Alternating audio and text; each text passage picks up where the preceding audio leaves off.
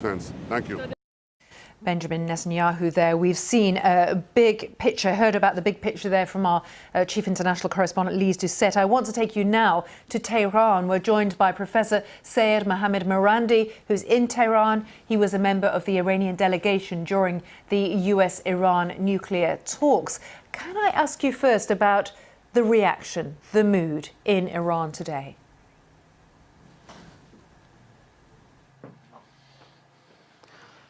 Well, since this was an act of war and the United States murdered a senior Iranian official and military commander, there is extraordinary outrage in Iran and demands that Iran punish the United States. And the same is true in Iraq. The Americans also murdered a senior Iraqi commander who at the airport received General Soleimani at the Baghdad International Airport, and he too was murdered and killed alongside his entourage, and therefore the outrage among most Iraqis is quite clear and open, and I think that the Americans are miscalculating by behaving like a rogue regime that disregards Iraqi sovereignty, that murders at will, that ignores the orders of the Iraqi prime minister, that has an embassy the size of a country in Baghdad, that behaves like an imperial power. This is not going to serve American interests, and I think the Americans will soon recognize that its position in Iraq is no longer sustainable. Professor Marandi, we're just showing our viewers some pictures, the latest pictures from the streets of Tehran. You say the Americans have miscalculated. Mike Pompeo has said in the last hour or so the risk of doing nothing was enormous. They had to act because of the threat posed by General Soleimani and the forces he commands.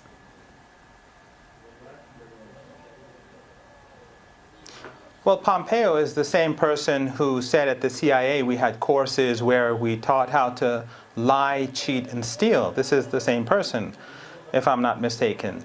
And the United States, this is the same regime in Washington that lied its way into a war in Iraq.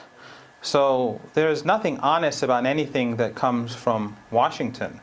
But this is our turf, and this is an attack on our sovereignty and our dignity, and the dignity of the people of Iraq. And the Americans are going to have to face the consequences.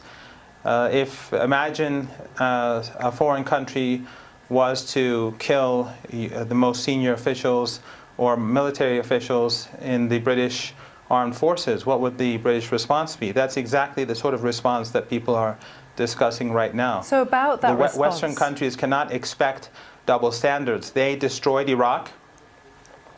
Let me ask you then about that response and how you think that retaliation could come.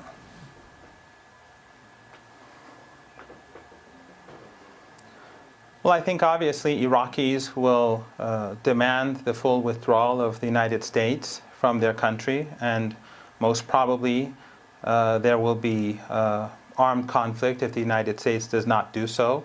The Americans have been murdering Iraqi war heroes that have been fighting ISIS for a long time now. Every time just a few days ago, they murdered 30 soldiers on the Iraq-Syria border who were on the front line of fighting ISIS.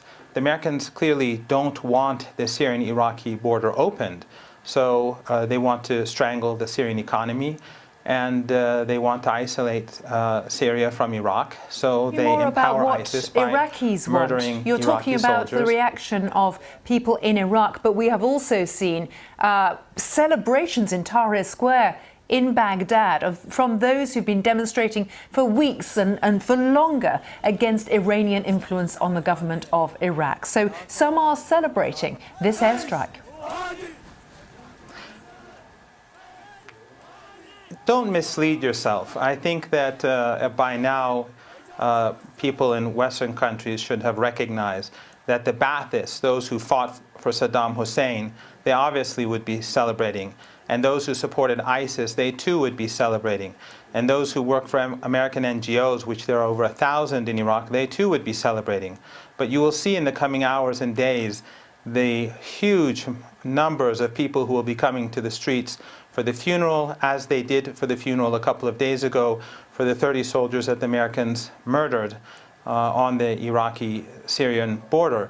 Again, I think the problem in Western countries is that the propaganda against Iran is extensive, but they come to believe their own propaganda. For 40 years now, it's been that Iran is hatred, Iran is unpopular, the so-called regime, as the Western media likes to call it, is despised at home, but it is powerful, it is popular, it is prepared to defend itself. And in Iraq, if the United States was so popular, then why are they constantly bombing and killing and murdering people?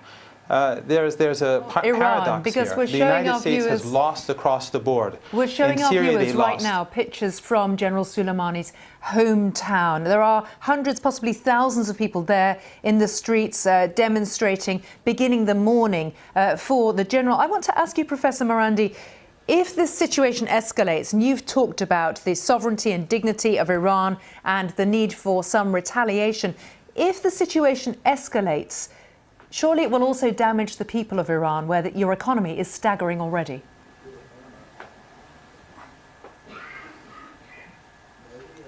Well, the Americans are far more vulnerable than Iran is. The United Arab Emirates, which is aiding the United States in its economic war against Iran and which is providing the United States with military installations to behave aggressively towards Iran, is extremely vulnerable. So is Saudi Arabia. These two countries are facing enormous problems because of the massacres that they've been carrying out in Yemen for the past few years. They've drained their resources. So it's not as if the United States and its close allies, like the Saudi regime, they are doing very well. They are much more vulnerable than Iran because they have many more assets alongside the Persian Gulf that can be destroyed. But remember, the United States created al-Qaeda in Afghanistan. The United States aided Saddam Hussein, gave him chemical weapons. Then, after they empowered Saddam Hussein and helped him use those chemical weapons, even against his own people, then they had a war against Saddam. Then they imposed sanctions where they killed a million Iraqis. Then they invaded and destroyed Iraq through lies, claiming that they had nuclear weapons and that they were linked to al-Qaeda, lie after lie after lie. In Syria, the United States, with the Saudis, they destroyed the country through supporting extremists. They've destroyed this region. They've destroyed Syria. You can blame the Syrian government, but the reality is that Western governments, they were the ones who've created this mess in Libya, Yemen. Iranians know that if they don't stand firm, that they will be next. So We're there's no option. We're going to leave it there with your words that if Iran knows it has to stand firm, or they will be next. Professor Syed Mohammed Marandi, thank you for joining us live from Tehran. Thank you.